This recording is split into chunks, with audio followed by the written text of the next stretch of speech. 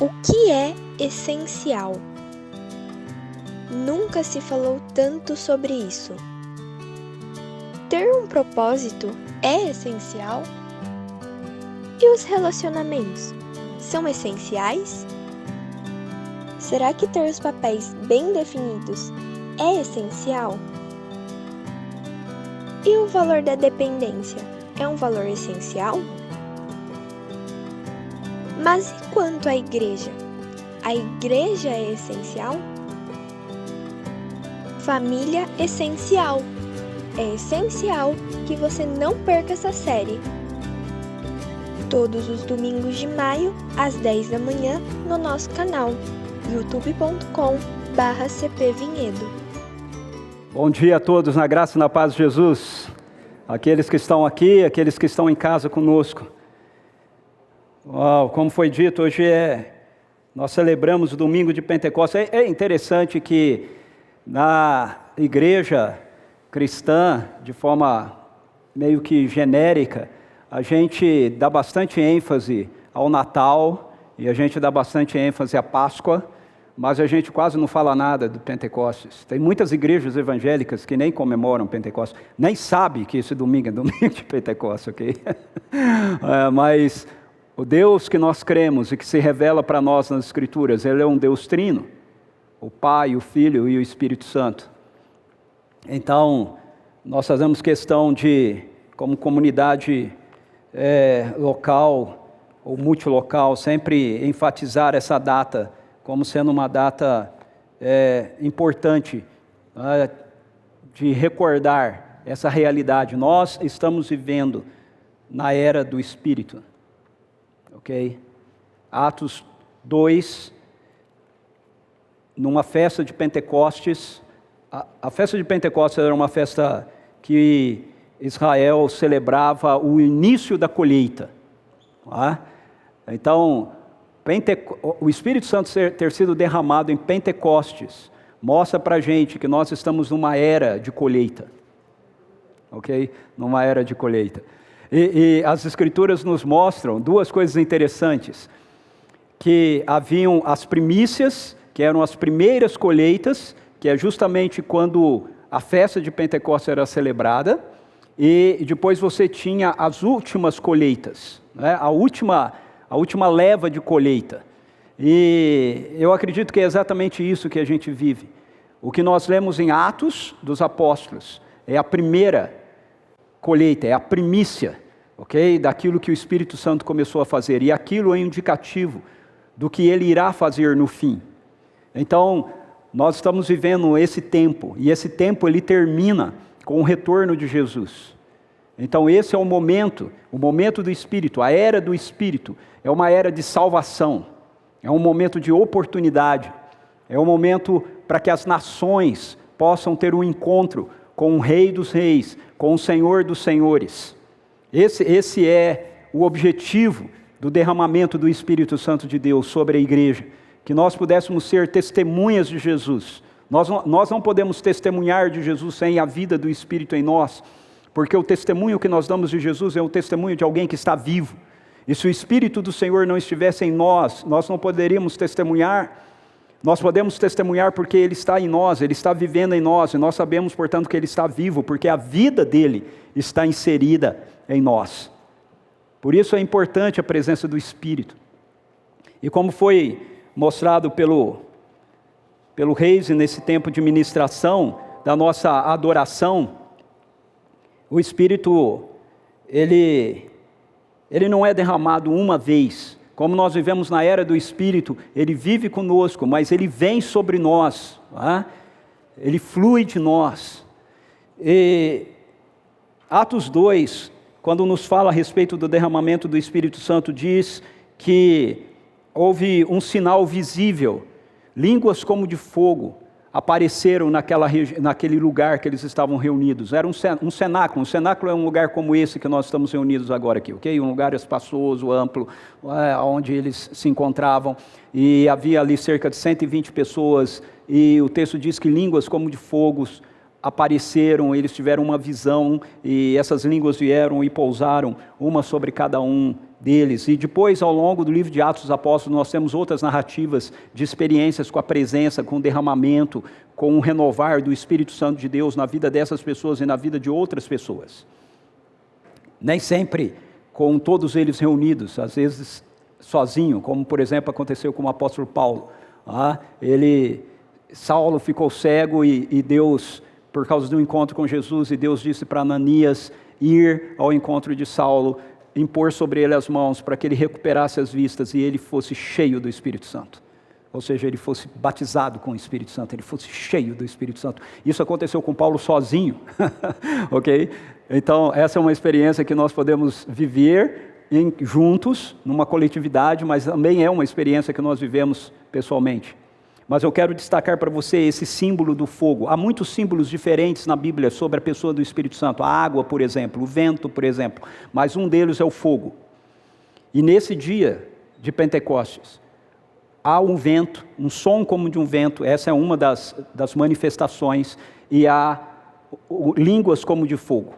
Há esse sinal da presença do Espírito vindo como fogo. E em Hebreus, na carta aos Hebreus, capítulo 12, finalzinho, versículo 28 e 29, diz assim: portanto, já que estamos herdando um reino inabalável, sejamos agradecidos e desse modo adoremos a Deus com uma atitude aceitável e com toda reverência e temor, porque o nosso Deus é fogo consumidor. O nosso Deus é fogo consumidor, línguas como de fogo. O Espírito Santo é Deus, e o nosso Deus é como fogo consumidor. Você já viu na televisão, no jornal, aquelas situações onde é apresentado em notícias para a gente um grande incêndio, né? Na Califórnia, por exemplo, sempre tem grandes incêndios, na Austrália, não é? Aqui no Amazonas nós tivemos ano passado. Você já viu como é impressionante, né? É bonito, não é? É bonito, mas também é impressionante. Você vê aquela montanha inteira pegando fogo, né? Aquelas labaredas enormes. E sabe qual é a questão com isso? A questão é que você olha de longe e é bonito, só que você não pode conter aquilo, ok? Você não tem controle sobre aquilo. Então os bombeiros, eles vão e eles tentam controlar o fogo para que ele não chegue, não é, à cidade, para que ele não continue se espalhando, mas o vento espalha o fogo. Vento e fogo. Assim é o Espírito Santo. O nosso Deus é um Deus que é um fogo consumidor. Se você pedir por Ele, Ele vai consumir você. Mas se você quiser o fogo dEle, você precisa saber que você não vai ter controle sobre Ele. Você não vai ter controle sobre Ele. Você não pode controlar o fogo de Deus. Mas nós precisamos dEle. Nós precisamos dEle. E eu quero orar agora com você por isso. Eu sei que nós já tivemos um momento aqui muito especial com a presença. Ela está aqui. Ela está aí na sua casa também. Como eu falei, não precisa estar juntos para a gente poder ter essa experiência. Mas eu quero orar agora, especificamente, para que haja um batismo de fogo sobre a sua vida.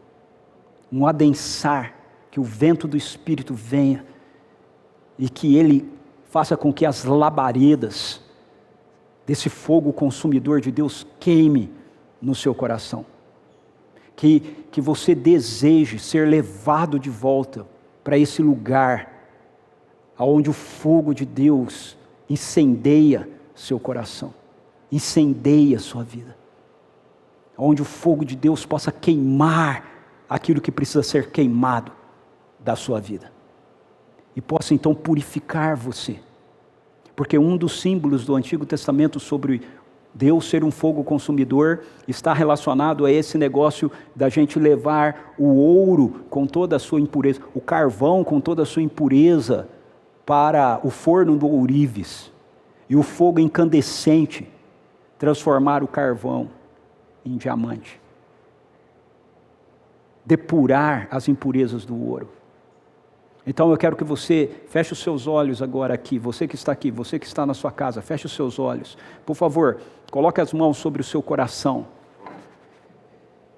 Espírito Santo, vem. Vem. Fogo, mais fogo. Vem sobre nós, com mais fogo, vento do Espírito, sopra. Sopra em nossas vidas, sopra sobre a nossa igreja, sopra sobre a tua igreja. Sobre a tua igreja espalhada no Brasil, no mundo. Senhor, nós precisamos de Ti, leva-nos de volta para aquele lugar onde o fogo do Senhor é incandescente, onde o fogo do Senhor é incontrolável, onde o fogo do Senhor arde e queima tudo o que precisa ser queimado em nós. Em nome de Jesus, Espírito Santo, nós te pedimos mais da Tua presença, mais da Tua presença, fogo do Teu amor, fogo do Teu amor, arde em nós, fogo do amor de Deus, queime em nosso coração, em nome de Jesus, mais fogo, ardendo na nossa vida. Queremos ser inflamáveis para Ti, Senhor, queremos ser incandescentes, queremos andar pelas ruas em chamas para Ti, Senhor, em nome de Jesus. Espírito Santo, não nos deixe sermos mornos, em nome de Jesus, incendeia-nos com a Tua presença, incendeia-nos com o Teu amor, com o Teu poder, com a Tua paz, com a Tua alegria, com a Tua bondade, com a Tua generosidade, incendeia-nos, em nome de Jesus, mais de Ti. Espírito Santo, consuma de nós tudo aquilo que não condiz com a realidade do Teu reino, no nosso casamento, no nosso relacionamento como pais e filhos, na nossa mentalidade, nas nossas atitudes. Consuma, em nome de Jesus, que labaredas de fogo do Senhor subam em nós, fogo do Espírito, queime agora toda enfermidade em nome de Jesus, tudo que não procede do Teu reino, que seja consumido por Ti, e que o fogo da Tua presença nos incendeie. Pedimos um batismo de fogo, em nome de Jesus. Aqueles que estão desanimados, aqueles que estão apáticos, aqueles que estão frios, talvez alguns deles nem estejam nos ouvindo agora, justamente por isso, eu peço, Espírito Santo, venha sobre eles agora, em nome de Jesus, incendeie-os, reacenda o fogo no coração, acende o fogo em mim, acende o fogo em nós, Senhor, fogo renovado, em nome de Jesus, que a nossa vida seja um sacrifício vivo, santo e agradável ao Senhor, para a honra e para a glória do Senhor, em nome de Jesus, amém, amém, amém. Uau!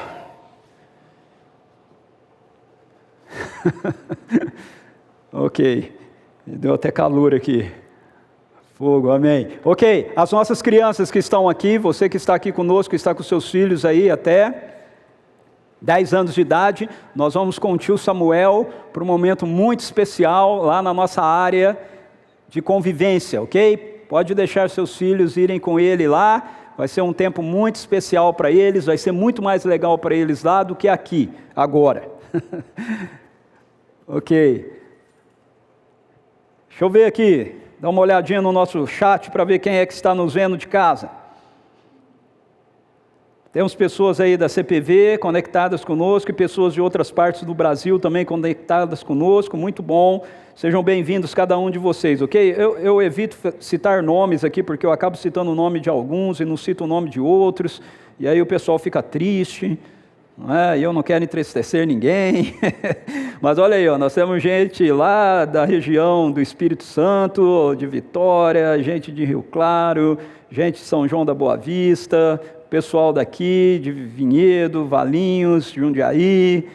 Muito bom ter cada um de vocês aqui com a gente, ok? Louvado seja o Senhor. Vou aproveitar para dizer para vocês que nós já estamos de volta com os nossos encontros presenciais aqui no Espaço de Vida em Vinhedo, acontecendo às 10 horas da manhã, todos os domingos, com transmissão ao vivo, né, também, e a partir do primeiro domingo de junho, a gente retoma os nossos encontros presenciais na Multilocal em Jundiaí, ok? Então, fique aí atento, fique animado. Você que está em casa, fique atento aí com relação às datas das vacinas, ok? Para você não perder aí a sua data e a oportunidade de vacinar. Faça isso, tá certo? Nós estivemos orando esse tempo todo para que Deus pudesse dar direcionamento, sabedoria, e pudesse intervir. Nós cremos que Deus tem feito coisas extraordinárias, maravilhosas, nós temos visto milagres maravilhosos, mas uma das formas de Deus agir também é através da medicina, também é através,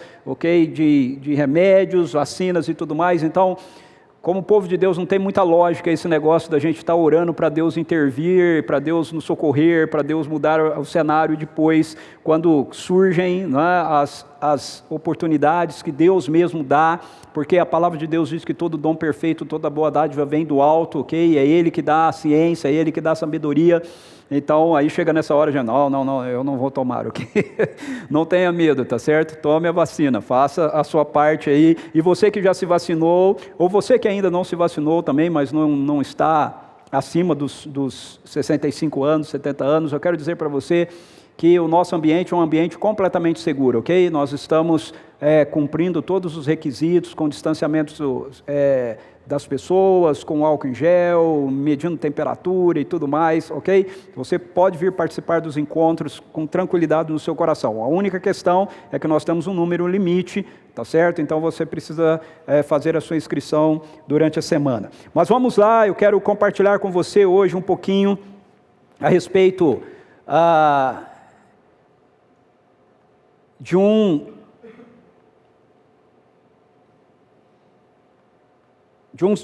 dos temas, de um dos assuntos que eu entendo ser essencial para a nossa família, para a nossa vida em família, que tem a ver com a realidade da dependência.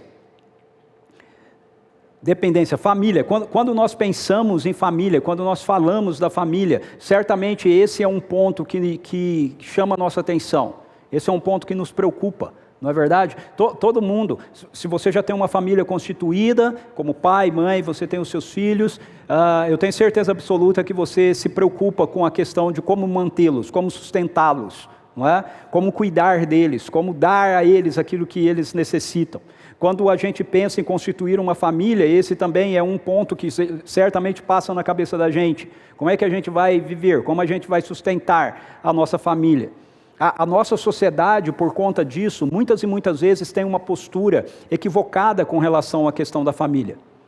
Diante do desafio, da perspectiva de olhar e ver que haverá uma dependência, né, de alguém, de você, de filhos que virão de você, muitas e muitas vezes o que a nossa sociedade nos propõe, dentro da cultura individualista, é que é melhor a gente ficar sozinho. É melhor a gente cuidar da nossa própria vida e a gente não arrumar confusão para a nossa cabeça. É óbvio que isso não é colocado dessa maneira, mas as posturas mostram isso. Então, por exemplo, muitas pessoas entendem que antes de se casar, elas precisam primeiro construir a vida. Tá? Elas precisam comprar um apartamento, elas precisam comprar um carro, sei lá, ela precisa fazer as coisas para então depois ela poder casar. Veja, isso é uma postura da nossa geração. Talvez eu fale isso e você estranhe, você diga assim, mas não é isso não está certo. Isso mostra como é uma postura da nossa geração. Eu sou de uma geração diferente dessa. Eu sou de uma geração onde a minha geração aprendeu que nós construímos juntos a vida. Então a gente se casa e a gente constrói a vida junto, a gente conquista as coisas juntos. Mas essa geração é uma geração que entende que precisa ter as coisas antes, ter uma certa segurança antes. E aí, como pastor, eu já tive alguns aconselhamentos nessa área que são muito engraçados, se não fossem tristes, né? Que é, por exemplo, duas pessoas começam a namorar e aí elas resolvem que vão noivar e elas pensam, nós vamos nos casar. E aí, então, elas resolvem comprar um apartamento. Mas elas não casaram. Entende? Elas não se casaram ainda. E aí elas resolvem comprar um apartamento. Então, eles fazem um investimento juntos num apartamento. E de repente, eles resolvem que eles não vão mais se casar. Eles têm um desencontro e eles entendem, não, eu não quero mais casar com você. E aí, eles começam a ter uma briga antes de terem se casado por causa de um apartamento que eles compraram. De quem que é o apartamento agora? Entende? Eu vejo isso também em outras coisas. Então, essa ansiedade que existe dentro da nossa sociedade, de que você precisa se garantir para que você possa entrar num relacionamento, na verdade é fruto da nossa individualidade, é fruto da nossa independência, ok? Não da nossa dependência. Em famílias, ou vou te dar outro exemplo, em famílias,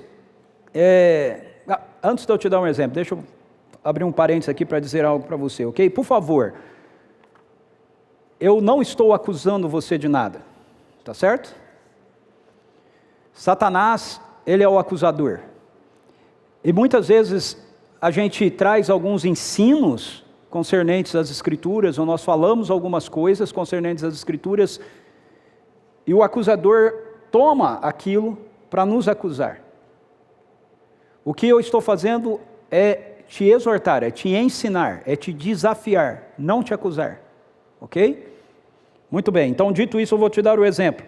Eu tenho conversado com um número cada vez maior de casais, por exemplo, que se casam, que resolvem se casar, mas depois não querem ter filhos. Eles não querem ter filhos. Eles me procuram, eles vêm conversar comigo, porque é interessante isso, porque eles querem tomar uma decisão concernente a isso, não queremos ter filho, mas eles estão preocupados se não ter filhos é pecado. Então eles vêm conversar comigo para querer saber, pastor, eu decidir não ter um filho é pecado?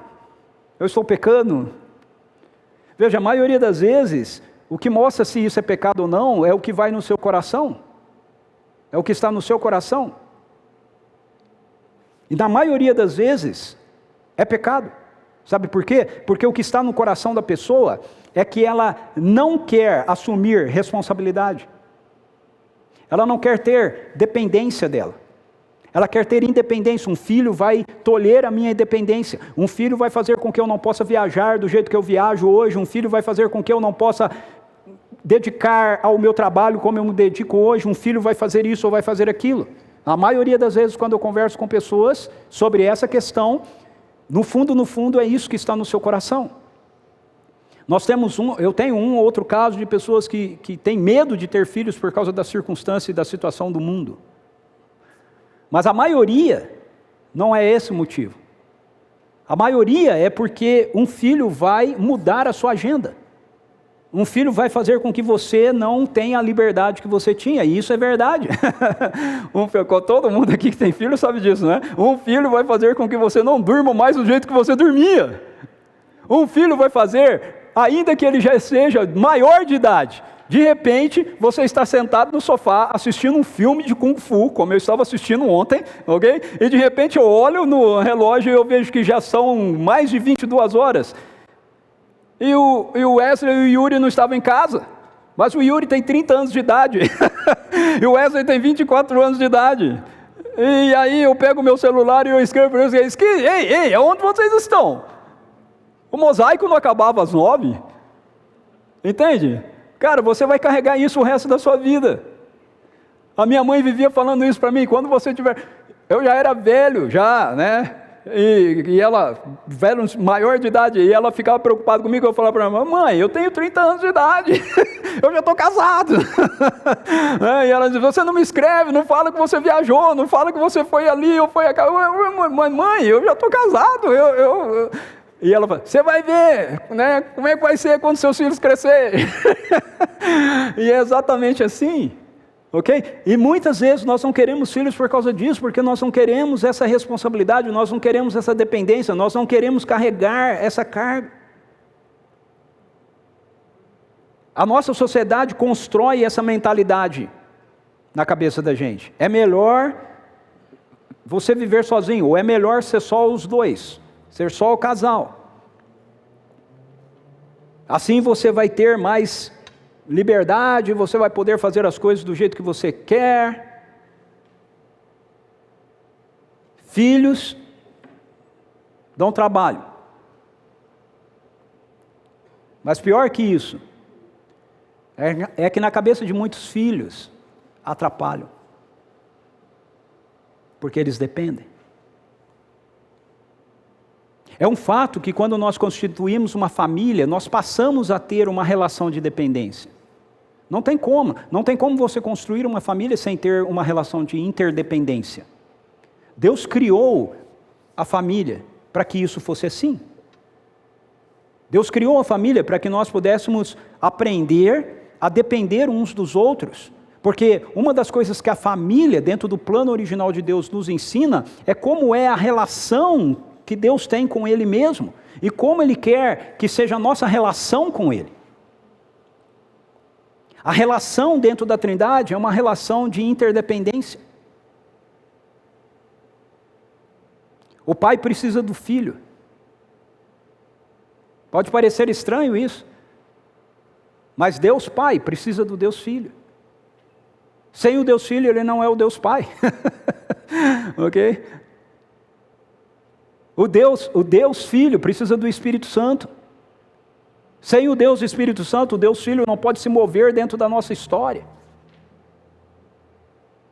O Deus Pai precisa do Deus Espírito Santo. Eles são essa comunidade de interdependência. E quando Deus nos cria, a sua imagem, a sua semelhança, Ele nos cria para essa relação de interdependência. Mas o mundo em que nós vivemos não é um mundo programado por Deus. Não é um mundo conforme o propósito de Deus.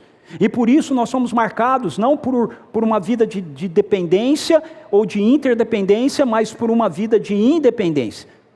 Mas eu quero que você se lembre, que você entenda que esse mundo, que não é um mundo programado por Deus, não é um mundo do jeito que Deus planejou que fosse, também não é um mundo abandonado por Deus. Ok? Isso é muito importante você entender isso. O nosso mundo não é um mundo do jeito que Deus planejou que fosse, mas o nosso mundo não é um mundo abandonado por Deus. Deus não olhou para aquilo que nós fizemos na queda e disse, ok, vocês não fizeram as coisas do jeito que eu disse, agora se virem. Não. Ele disse, certo, vocês pegaram a rota que eu disse para vocês não pegarem, mas eu sabia que vocês pegariam, então vamos consertar isso. Então a boa notícia do Evangelho, a boa notícia que o Evangelho nos traz, é que nós podemos viver dependentes, como família de Deus. Nós podemos viver em dependência.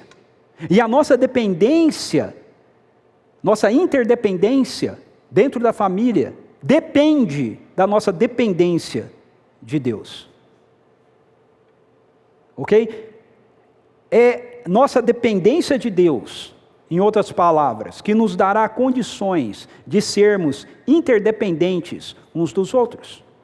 Então, a questão para nós é como nós construímos isso, como nós construímos uma vida familiar a partir da essência da dependência.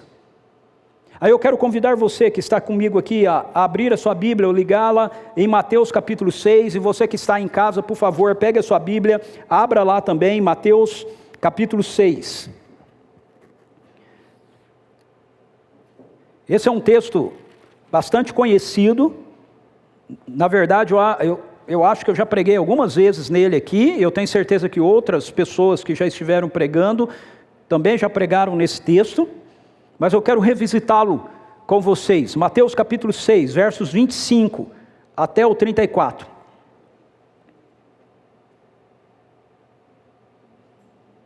Mateus capítulo 6, versos 25 até o 34. Nesse texto nós temos algumas instruções de Jesus para os seus seguidores, que nos ensina a como viver a partir de uma dependência que seja essencial nas nossas vidas. E para a gente poder entender essa dependência essencial, nós precisamos entender que a dependência ela é fruto de nós termos um Deus que é um bom Pai. Você viver numa vida de dependência de Deus, que gere interdependência entre nós, só vai acontecer se você entender que a dependência é fruto de nós termos não apenas um Deus, mas nós termos um Deus que é um bom Pai. Então, Jesus diz assim: portanto vos afirmo, não andeis preocupados com a sua própria vida, quanto ao que haveis de comer ou beber, nem pelo vosso corpo, quanto ao que haveis de vestir. Não é a vida mais do que o alimento e o corpo mais do que as roupas? Contemplai as aves do céu, não semeiam, não colhem, nem armazenam em celeiros, contudo, preste atenção nisso, contudo, vosso Pai Celestial, Jesus não diz, contudo, vosso Deus, Jesus diz, contudo, vosso Pai Celestial a sustenta. Não tendes vós muito mais valor do que as aves? Qual de vós, por mais que se preocupe, pode acrescentar algum tempo à jornada da sua vida? E por que andais preocupados quanto ao que vestir? Observai como crescem os lírios do campo, eles não trabalham nem tecem. Eu, contudo, vos asseguro que nem Salomão, em todo o esplendor da sua glória, vestiu-se como um deles. Então, se Deus veste assim a erva do campo, que hoje existe e amanhã é lançada ao fogo, quanto mais a vós outros homens de pequena fé. Portanto, não vos preocupeis dizendo, que iremos comer, que iremos beber, ou ainda, com que nos vestiremos, pois são os pagãos que tratam de obter tudo isso. Mas, de novo, presta atenção, mas vosso Pai Celestial sabe que necessitais de todas essas coisas. Vosso Pai Celestial, Jesus diz no verso 26, contudo, vosso Pai Celestial a sustenta, não tendes vós muito mais valor do que as aves? No verso 32 ele diz, mas vosso Pai Celestial sabe que necessitais de todas essas coisas. Quem é o nosso Pai Celestial? Verso 30, então, se Deus veste assim a erva do campo, Deus é o nosso Pai Celestial, ok? Deus é o nosso Pai Celestial. Uma vida de dependência é desenvolvida no nosso coração, então, quando nós temos essa percepção, quando a gente consegue começar a olhar para Deus e vê-lo como Deus grandioso, que sustenta todo o universo, que cuida da criação, mas entendemos que esse Deus, Ele é nosso Pai Celestial. Veja, esse texto é muito interessante, porque Jesus começa dizendo assim, portanto,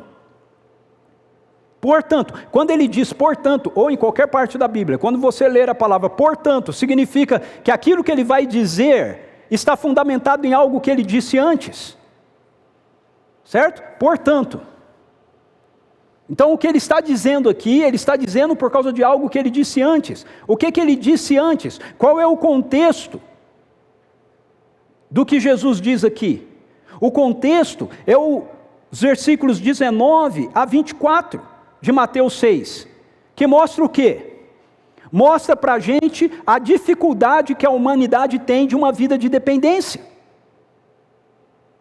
Veja, Jesus diz anteriormente que a busca por segurança na terra, ela é fruto da nossa insegurança quanto ao que nós vamos ter no céu.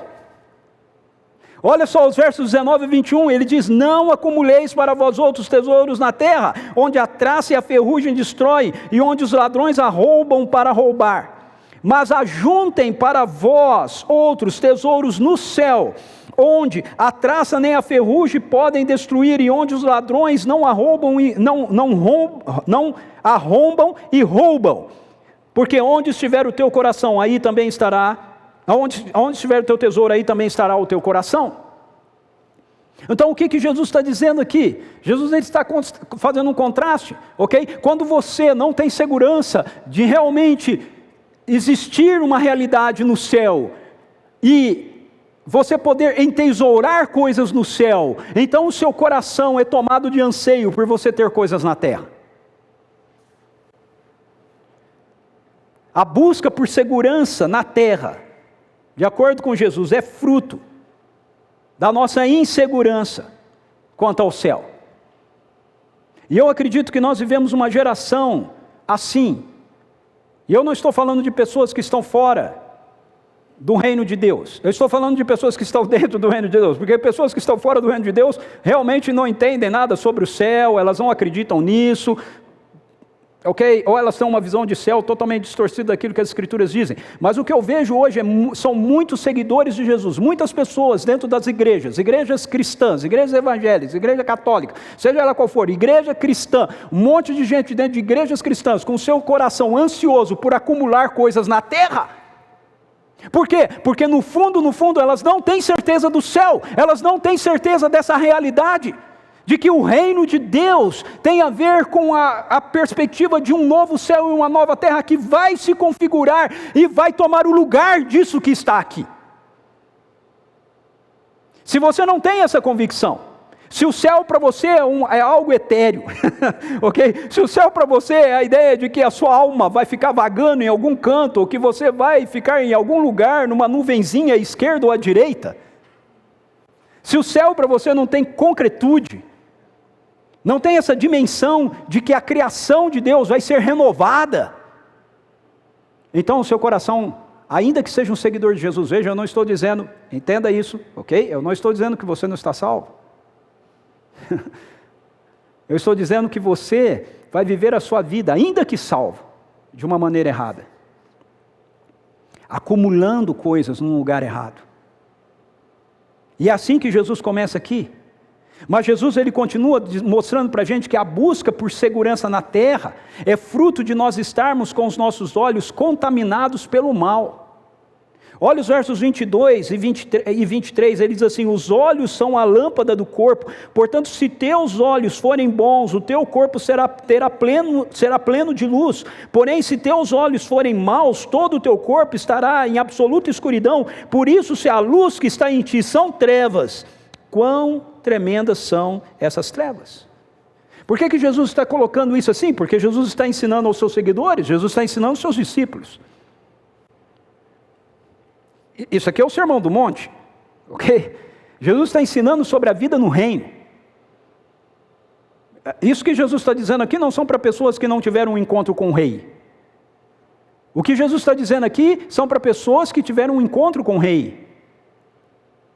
São pessoas que foram transferidas das trevas para o reino do seu Filho amado. São pessoas onde a plataforma da existência deles já é o reino de Deus. Então Jesus está dizendo para essas pessoas: olha, se vocês dizem que estão no reino, então vocês precisam entender que os olhos são as lâmpadas do corpo. Os seus olhos precisam ser olhos bons.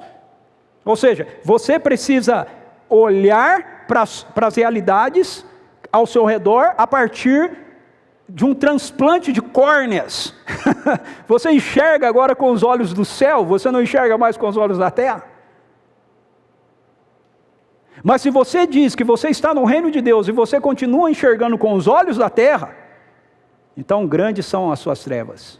Porque se você diz que você tem luz, mas você enxerga com os olhos do presente século, você está mais na escuridão do que aquele que ainda não recebeu a luz. É o que Jesus está dizendo aqui. Então veja, entenda isso, por favor. O nosso coração, ele é tomado de insegurança. Ele é tomado por um anseio de independência que faz com que a gente ache que nós temos que garantir a nossa segurança aqui e agora. Porque na verdade nós não conseguimos contemplar a vida com os bons olhos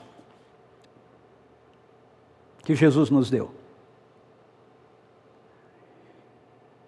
E ele mostra em terceiro lugar que a busca pela segurança na terra é porque nós estamos com o nosso coração dividido quanto à nossa devoção a Deus. Verso 24, ninguém, eu vou reforçar isso, ninguém, não há exceção aqui, não há exceção. Jesus diz, ninguém pode servir a dois senhores. Pois odiará um e amará o outro, ou será leal a um e desprezará o outro. Não podeis servir a Deus e a Mamon. Não podeis servir a Deus e as riquezas. Jesus não está dizendo que nós não podemos ser ricos, ok? Jesus está dizendo que nós não podemos servir a riqueza. Quando nós recebemos uma bênção de Deus na nossa vida aqui, em termos materiais, é para que elas nos sirvam. E para que através delas outros sejam servidos. Não para que nós as sirvamos. Faz sentido? Então, isso é importante porque as pessoas têm dois extremos. Às vezes as pessoas acham que para você ser fiel a Deus, você só é fiel a Deus se você estiver na miséria. Ok? Por exemplo, o pessoal toma voto de pobreza, aqueles negócios todos que a gente vê na história da igreja, né? Então pessoas assim são pessoas fiéis a Deus. Mas você tem outro lado que é o da teologia da prosperidade, que quer ensinar que você é uma pessoa que está sendo fiel a Deus se você está tendo muita coisa material. Veja, os dois extremos estão errados, porque a questão não está no que você tem, a questão está em como o que você tem domina você. Então Jesus está dizendo, ninguém, veja gente, ninguém pode servir a dois senhores. Ninguém. Nós não temos controle sobre isso. Nós não conseguimos dividir e dizer, ok, aqui eu sirvo a mamon, ao dinheiro, até esse ponto, daqui para frente, é Deus. Impossível. Impossível. Então, o contexto do texto que nós acabamos de ler é que dá para Jesus aquilo que ele vai colocar no texto que nós lemos. A compreensão de que a busca pela segurança aqui tem a ver com essa realidade, na verdade, de independência. Essas três coisas que eu apresentei aqui para vocês nos levam a uma postura de independência. Nós desconfiamos uns dos outros. Nós carregamos um coração de órfão, achando que nós temos que defender e garantir aquilo que é nosso. Porque senão nós vamos ficar sem. De formas que hoje em dia, muitos casais se casam, e de novo, né, eu sou de uma geração antiga, eu nunca achei que eu fosse chegar nessa fase, mas eu sou de uma geração antiga, ok? As minhas coisas são minhas e da minha esposa não são minhas, ok? Mas nós temos casais hoje, que tem é o meu carro e é o seu carro. É o meu dinheiro e o seu dinheiro. Por que a gente tem que comprar isso com o meu dinheiro e não com o seu dinheiro? Entende? Cara, por que isso é assim? Isso é assim por causa dessa postura de independência. Quando a gente vive nessa postura de independência, nós começamos a ficar ansiosos, nós começamos a desconfiar do outro, e ao invés da gente ter relacionamento, ao invés da gente ter uma vida que se desenvolve como um projeto de uma só carne, de uma unidade familiar, a gente começa a achar que a gente tem que garantir o nosso, porque afinal de contas ele vai gastar com o dele. É terrível, mas é assim que a nossa sociedade vive, e a resposta de Jesus para isso é que nós podemos confiar em Deus, pois Ele é um bom Pai.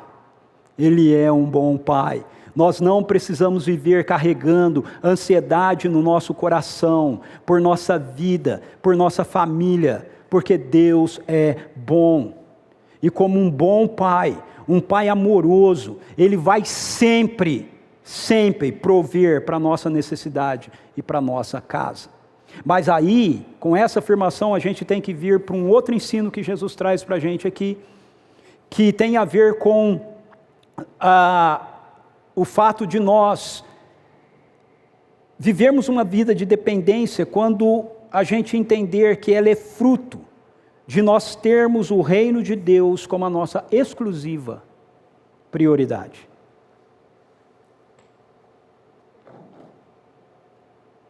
Preste atenção, não termos o reino de Deus como uma prioridade. Não termos o reino de Deus como nossa prioridade. Termos o reino de Deus como nossa exclusiva prioridade. Porque nós transformamos essa palavra prioridade em um conceito de escala. Não é? Então a gente pode ter prioridade número 1, prioridade número 2, prioridade número 3. Mas se você tem prioridade número 1 e prioridade número 2, então você tem uma disputa aqui, porque a prioridade número 2 sempre vai querer ser a prioridade número 1. E o que Jesus está dizendo aqui para nós em Mateus capítulo 6, verso 33, veja que exclui tudo mais. Ele diz assim: buscai assim em primeiro lugar o reino de Deus e a sua justiça. E todas essas coisas vos serão acrescentadas. Você prestou atenção no que ele disse? Jesus não disse: buscai em primeiro lugar o reino de Deus, e em segundo lugar, buscai, em terceiro lugar, buscai, em quarto lugar, buscai. Jesus diz: buscai em primeiro lugar o reino de Deus, e todas essas coisas você não vai buscar, elas vão ser acrescentadas. Você não busca, elas te são dadas, elas são acrescentadas. Isso não significa que não tenha uma participação ativa da sua parte, ok? Não é isso. Ele não está dizendo: fique de braço cruzado e tudo vai acontecer na sua vida caindo do céu. Não é isso que ele está dizendo. Mas o que ele está dizendo é que a sua vida não é mais direcionada para nenhuma dessas outras coisas, porque você sabe que você tem um Pai no céu e Ele vai te dar todas as coisas que lhe são necessárias. E a chave aqui é essa. Essa é a chave de tudo que Jesus está ensinando. O reino de Deus é uma realidade que foi introduzida em nossas vidas com a chegada de Jesus Cristo. O reino de Deus não é um conceito etéreo, ele é concreto. O reino de Deus não é uma projeção astral, uma projeção para o mundo espiritual. O reino de Deus é um viver de forma naturalmente sobrenatural. Aqui. A vida do reino de Deus é vivida por causa que o Espírito Santo de Deus foi enviado e a vida de Deus é inserida em nós. Jesus diz que o reino de Deus está em nós. Deus é tudo. Então, o que de fato nós necessitamos. É isso que Jesus está dizendo aqui. Buscar em primeiro lugar o reino de Deus significa você entender que você tem um bom Pai, e portanto, Ele é tudo que você precisa. Você não precisa de mais nada, Ele é tudo que você precisa. Porque, se você o buscar, você não vai precisar buscar mais nada. Todas as demais coisas que você necessitar, elas serão supridas na sua vida, pela presença desse Deus.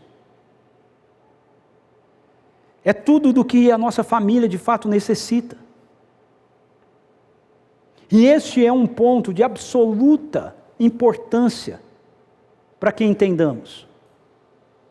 Sabe por quê? Porque o conceito que é a religião, agora eu não estou falando do mundo, de conceitos que estão fora da relação com Deus. Eu estou falando da religião, que são conceitos que tentam ser construídos em torno da ideia de Deus, ok? Todo conceito que a religião desenvolve para nós, de que Deus nos suprirá, traz consigo a ideia de que Ele terá que fazer por nós aquilo que a agenda do mundo considera satisfatório. Jesus quer que os seus discípulos entendam isso aqui. Quando Ele diz: busquem em primeiro lugar o reino de Deus e todas as demais coisas vos serão acrescentadas, Ele não está dizendo para eles que buscarem o reino de Deus em primeiro lugar, buscarem a dependência e a vida deles, a satisfação e o prazer deles em Deus, então tudo aquilo que a sociedade diz que nós precisamos vai nos ser dado. Ele não está dizendo isso. Eu sei que muitas pregações dizem isso, eu sei que muitas igrejas ensinam isso assim, mas não é isso que ele está dizendo. O que Jesus nos ensina é que quando nós aprendemos a viver no reino de Deus, tudo o que nós temos aqui é efêmero e transitório. É isso que ele está dizendo. Ele está dizendo que os nossos olhos não estão mais aqui, os nossos olhos estão na realidade do reino que chegou, os nossos olhos estão em Deus. Nós desfrutamos das coisas que estão aqui, mas nós não necessitamos das coisas que estão aqui. Você consegue entender? Isso é diferente. Você pode desfrutar de tudo que está aqui, mas você não necessita de nada do que está aqui. Nada. Na verdade, quando nós somos inseridos no reino de Deus, a nossa dependência passa a ser completamente de Deus, e por isso nós estamos livres de tudo mais.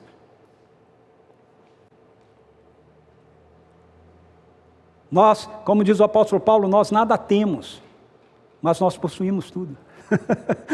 Entende? Nada temos, mas possuímos tudo. É por isso que Jesus diz que toda preocupação com aquilo que a nossa sociedade diz que nós temos que ter para termos segurança, não deve estar mais presente na nossa vida como discípulos. Olha o que ele falou no verso 32, ele disse assim: pois são os pagãos que tratam de obter tudo isso, mas vosso Pai Celestial sabe que necessitais de todas essas coisas. Mas são os pagãos, aqueles que não creem, não se relacionam com Deus que eu estou revelando, diz Jesus, é que tratam de obter tudo isso.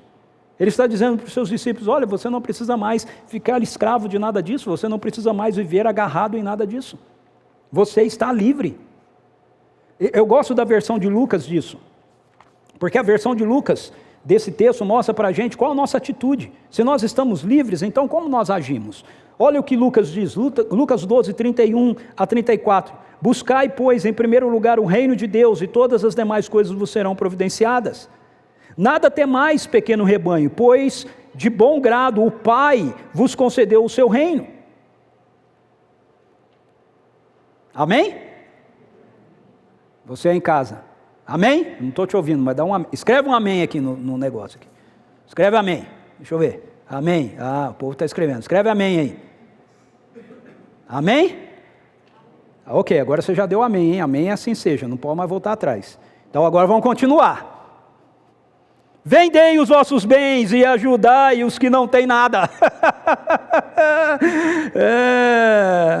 Fazei para vós outros bolsos que não se gastem com o passar do tempo, tesouros acumulados nos céus que jamais se acabam, onde ladrão algum se aproxima e nenhuma traça poderá corroer. Peguei vocês, hein? Viu? O reino chegou.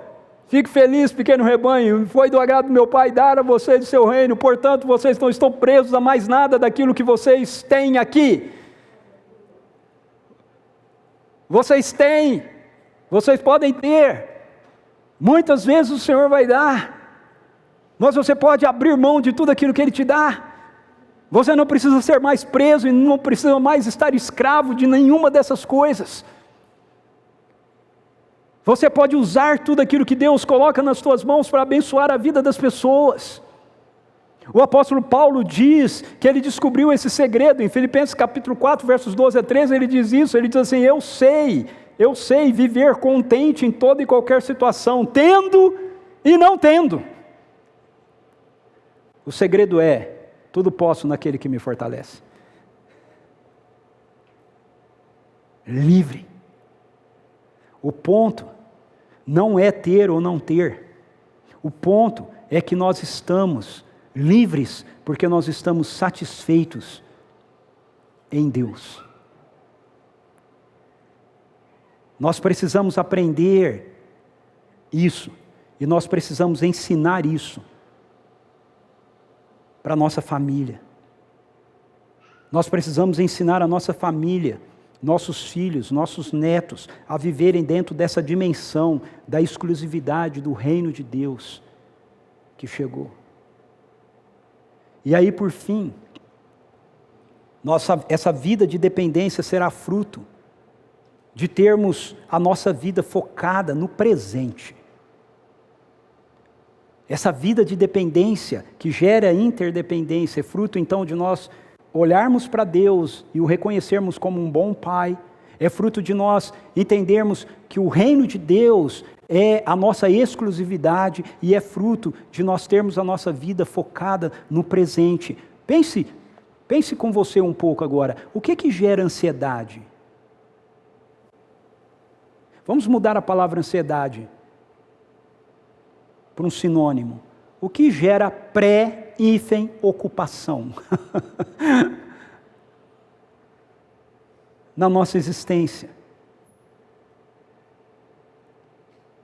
Não é vivermos olhando para o dia de amanhã? Você não fica ansioso por causa do seu passado. Você pode ficar frustrado por causa do seu passado, decepcionado por causa do seu passado, mas não ansioso. Se alguma coisa do seu passado causa ansiedade em você, é por causa do seu futuro. Você fica pensando assim, nossa, eu fiz aquilo ontem, o que vai acontecer? Não é? Qual vai ser a implicação? Qual vai ser a consequência? Então o que gera ansiedade, o que gera preocupação na vida da gente, é que nós gastamos muita energia, muito do nosso tempo, olhando para o amanhã, olhando para o dia que vai vir. Nós gastamos mais tempo com isso do que desfrutando do dia de hoje. E Jesus nos ensina aqui que nós não deveríamos agir assim. Ele diz, portanto, não vos preocupeis com o dia de amanhã, pois o amanhã trará as suas próprias preocupações, é suficiente o mal que cada dia traz em si mesmo.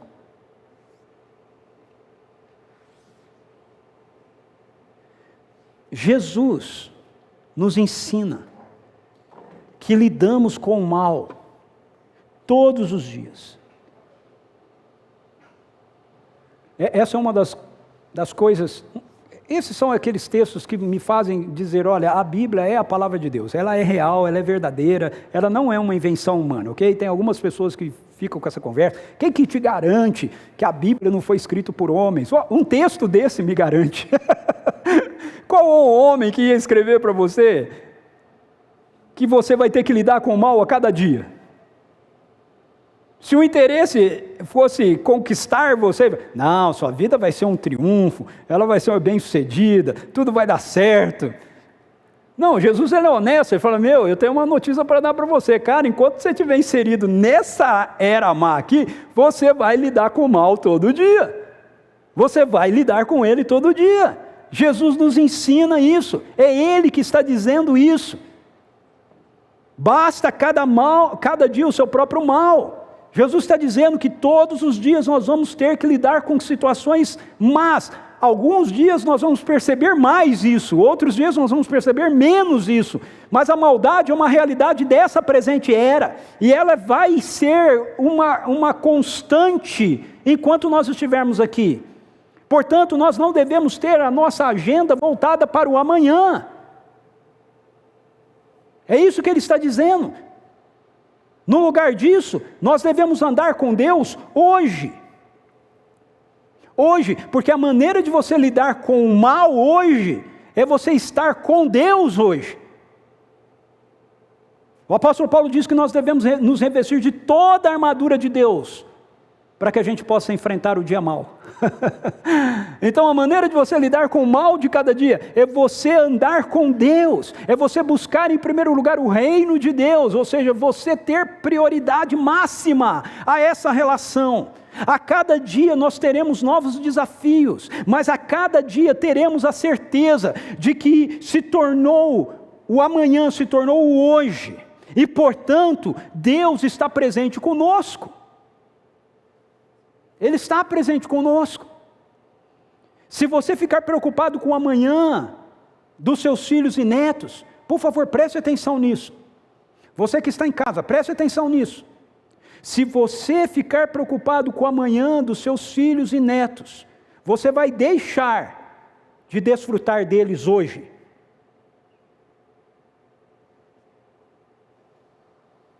Eu conheço muitos pais que não desfrutam da vida com seus filhos hoje, porque eles estão preocupados se eles vão ser bem-sucedidos amanhã, se eles vão ser bons profissionais amanhã, se eles vão ter recursos amanhã, e aí ficam exigindo dos filhos com relação àquilo que eles vão viver amanhã, e eles deixam de viver com os filhos hoje. E aí chega amanhã, o filho é bem-sucedido, o filho tem dinheiro, o filho às vezes se deu melhor do que o pai se deu, só que ele não tem relação nenhuma com o pai. O pai é um estranho para ele. A mãe é uma estranha para ele. E aí eu vejo pais lamentando que não conseguem ter relacionamentos com seus filhos que já cresceram. Por quê? Porque você viveu tanto olhando para amanhã que você deixou de desfrutar do relacionamento com ele hoje. Então, de novo, isso não é uma palavra de acusação, isso é uma palavra de exortação, de desafio, de ânimo para você. Viva agora com os seus filhos. E se porventura os seus filhos já cresceram e você não fez isso, eu quero lembrar para você que o Evangelho propõe redenção. Redenção, nunca é tarde para começar, nunca é tarde para começar. Simplesmente comece.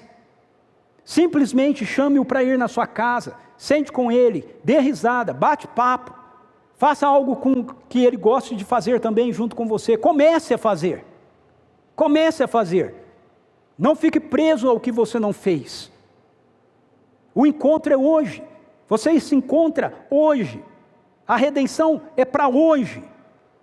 Se você se preocupar com a sua aposentadoria, deixará de celebrar a dança do amor com o seu cônjuge hoje, achando que você vai poder fazer isso amanhã, mas você não sabe se você vai estar com seu cônjuge amanhã. É hoje. Viva hoje. Celebre hoje. Não fique pensando, eu vou guardar esse dinheiro para que daqui 10 anos eu faça uma turnê. Não, faz hoje. E se não dá para fazer uma turnê no mundo, faz uma turnê em Valinhos. Faz em Vinhedo. Mas faz. Esteja com ele, esteja com o seu cônjuge. Sente-se com ele, olhe nos olhos dele. Olhe nos olhos dela. Amanhã você pode sentar numa mesa e ele ou ela não estar sentado lá com você.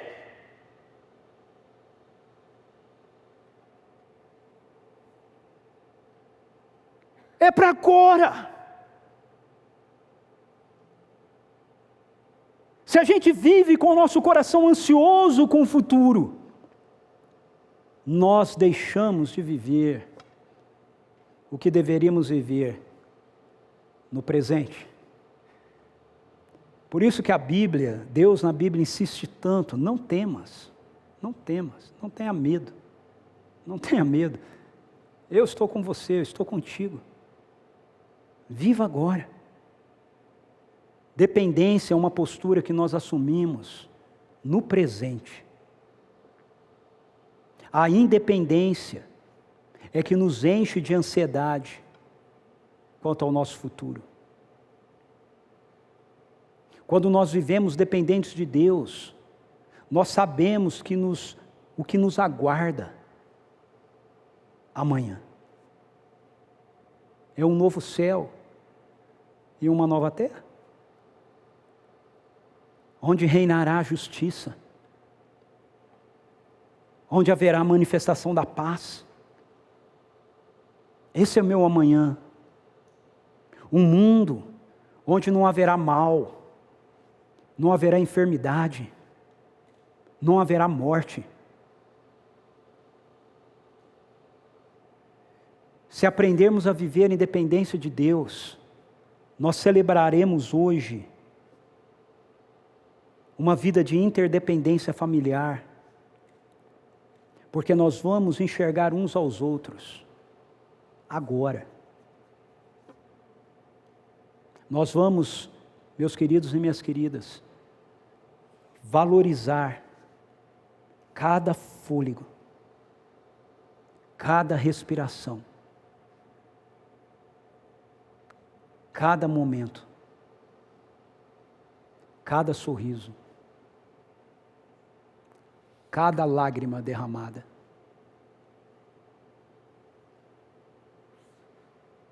E isso não é Bushido.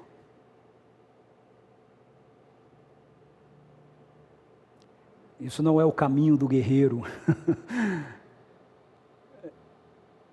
Essa é a vida eterna, que nos foi dada e revelada em Cristo Jesus.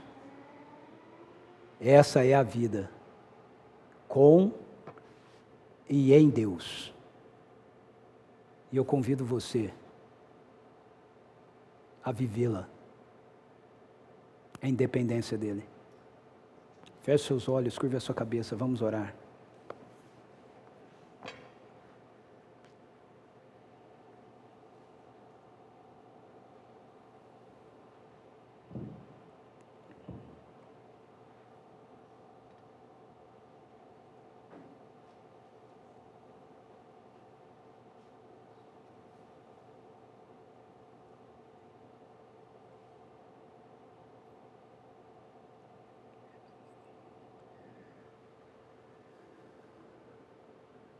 Pai, o Senhor nos criou para isso.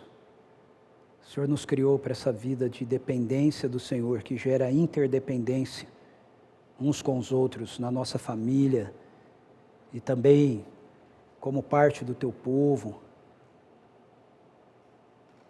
e como parte da nova humanidade que o Senhor está criando em Cristo Jesus. Pai, nós precisamos de Ti.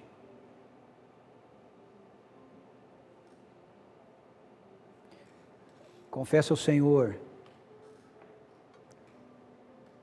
qualquer área de independência do seu coração. Diga para Ele: Espírito Santo, eu preciso da Tua presença em mim, me conectando a Ti. Eu preciso que essa conexão me leve a uma interdependência.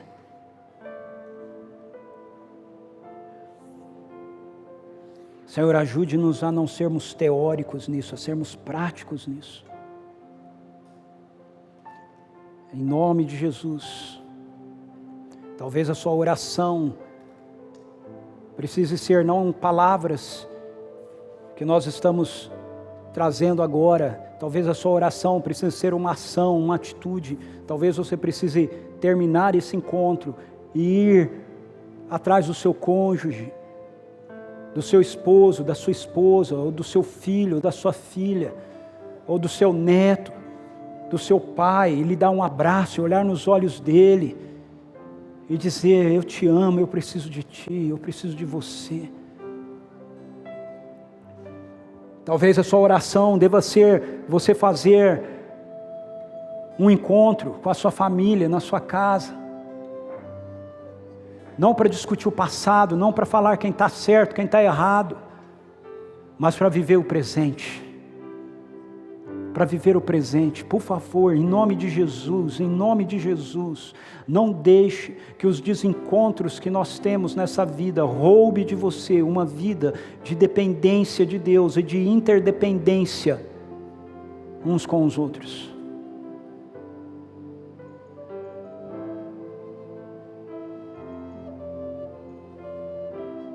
Mais, Espírito Santo, mais. Em nome de Jesus, mais.